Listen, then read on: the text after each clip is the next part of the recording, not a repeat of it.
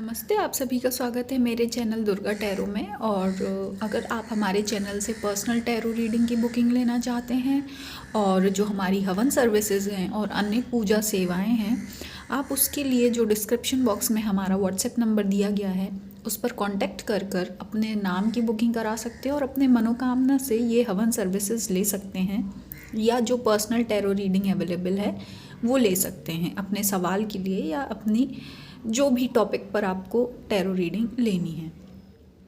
और हमारे यहाँ जो ये हवन सर्विसेज कराई जाती हैं, जो अन्य पूजा सेवाएं हैं, जैसे कि हमारे यहाँ हनुमान चालीसा होती हैं, 108 हनुमान चालीसा के हवन, 108 बजरंग बाण के हवन, और वो 1000 नाम जो दुर्गा माँ के हवन, 1000 नाम काली माँ के हवन, और इसी प्रकार से जो अन्य हवन अवेलेबल हैं, ये सब कराए जाते हैं पॉजिटिव इंटेंशन के साथ, आपकी सौभाग्य और मंगल कामना के लिए। और ये कि आपके जो काम हैं उस पर माता रानी की कृपा बनी रहे, प्रोटेक्शन बनी रहे। अगर काम में देरी है तो वो देरी ना हो, और हमेशा ही एक पॉजिटिव एनर्जी बनी रहे। और कोई संकट है या रुकावट है या नेगेटिव एनर्जी है तो उससे आप बचे रहें और आपका काम बचा रहे, आपका करियर, आपके फैमिली पर प्रोटेक्शन बनी रहे। तो अगर इस तरीके से आप सर्विसेज लेना चाहते हैं तो आप कांटेक्ट कर सकते हैं। अब हम आते हैं आज की टैरो रीडिंग पर। तो आज की जो टैरो रीडिंग है ये है आपके एंसेस्टर्स का आपके लिए संदेश, मतलब आपके जो पितृ हैं उनका आपके लिए क्या संदेश है। और जैसा कि आप जानते हैं ये रीडिंग मतलब मैं बना रही हूँ, आपको शायद आवाज़ सुनाई दे रही होगी। यहाँ पे जो हमारे यहाँ जो कौवे हैं वो बहुत ज़्यादा ही यहाँ चहल पहल कर रहे हैं। और जैसे कि हम जानते हैं हमारे इंडिया में, हिंदुस्तान में, भारत में जो ये हमारे धर्म है, हिंदू धर्म है, इसमें जो कौवे हैं ये हमारे पितरों का ही एक भाग माना जाता है। तो ये बहुत ही एक शुभ संकेत है आपकी रीडिंग के लिए कि आप पर आपके जो पितृ हैं उनकी पूरी पूरी ब्लेसिंग है। तो अब देखो यहाँ पे जो रीडिंग है, आपके पितृ आपसे ये कहना चाहते हैं कि देखो, अगर आप जब तक लाइफ के दोनों हिस्सों को एक्सेप्ट नहीं करेंगे तब तक आप ऐसे ही परेशान होते रहेंगे और इसका असर आपके हेल्थ पर होगा, ठीक है, सेहत पे होगा। अब यहाँ पे आता है कौन से दोनों हिस्से। दोनों हिस्से मतलब ये कि कभी कभी आप इतना ज़्यादा फ्री फील करेंगे कि जैसे कि लाइफ में आपकी कोई चिंता ही नहीं है, टेंशन ही नहीं है ना। और मतलब इतना फ्री कि आपको ऐसा लगेगा कि सब चीज़ें ऑटोमेटिक हो रही हैं। आपको ऐसा कभी कभी पता है जीवन में ऐसा फेज़ भी आता है जब आपको अपनी जिम्मेदारियां भी नहीं करनी पड़ती हैं, मतलब जो आपकी रिस्पॉन्सिबिलिटीज़ हैं, जो शायद आप इतने सालों से लगे पड़े थे कि हाँ ये करना है, वो करना है, ऐसी प्लानिंग होनी चाहिए, वैसी प्लानिंग होनी चाहिए।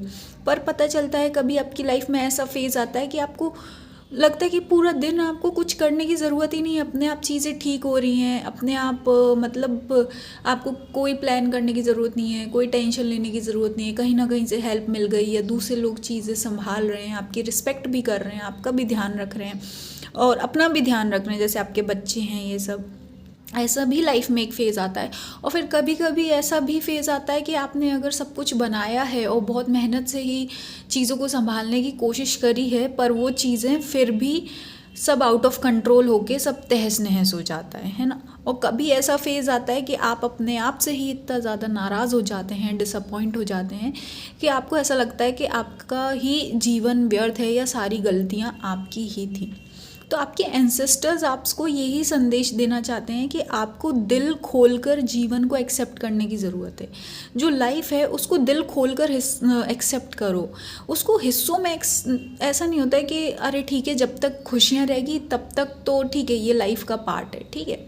लेकिन जब दुख आया तो आपने बिल्कुल ही गिव अप कर दिया या उसको एक्सेप्ट नहीं कर रहे हो, है ना, उससे भागने की कोशिश कर रहे हो, दुख से, परेशानियों से, या कोस रहे हो कि हाय मेरे साथ ही ऐसा क्यों होता है ना।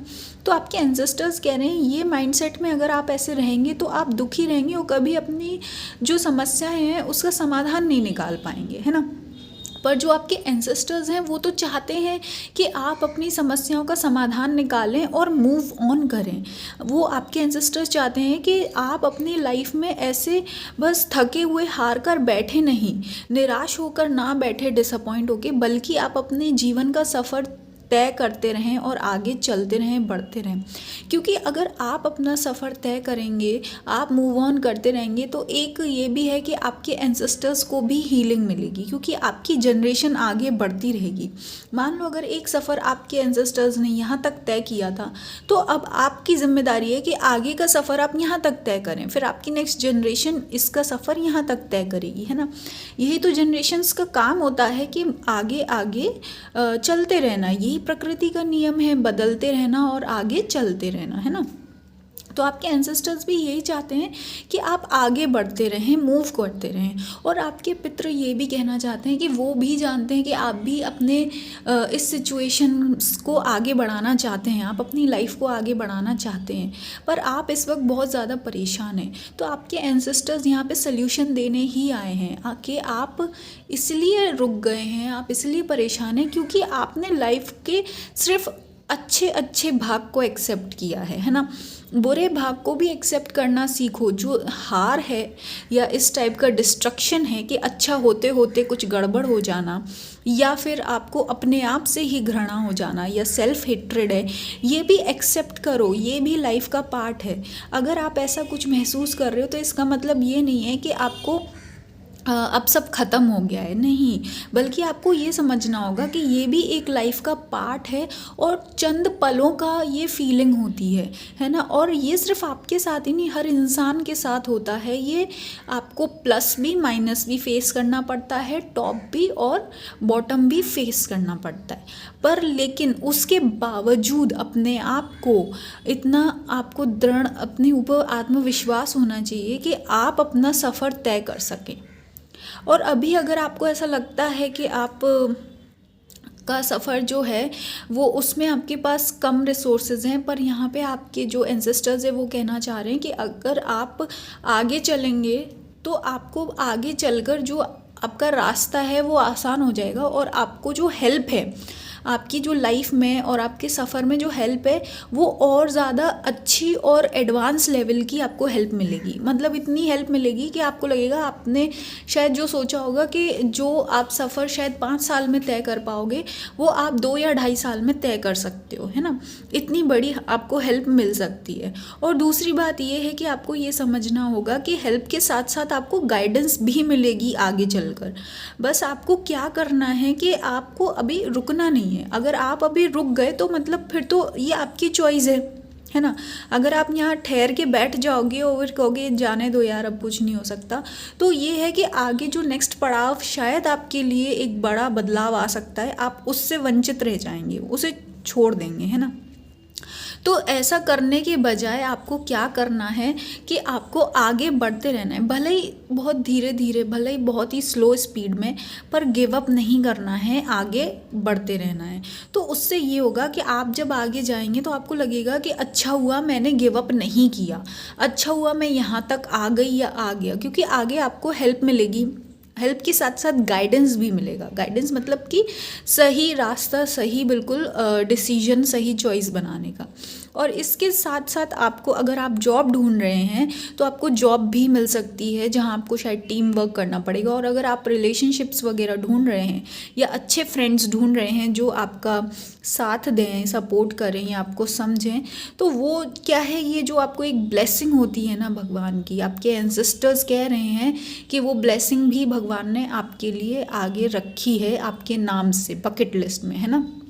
तो बस आपको क्या करना है, अभी गिव अप मत करो, है ना। और जो आपकी थकान है और अगर निराशा है तो वो उसका कारण यही है क्योंकि आप अपने जो जीवन की हार है, बुरे दिन है, उससे लड़ रहे हैं, उसको कोस रहे हैं। और उससे लड़ने की बजाय उसको एक्सेप्ट करो कि भगवान कुछ सिखाना चाह रहे हैं और यहाँ से आपको सल्यूशन फाइंड करके निकलना है।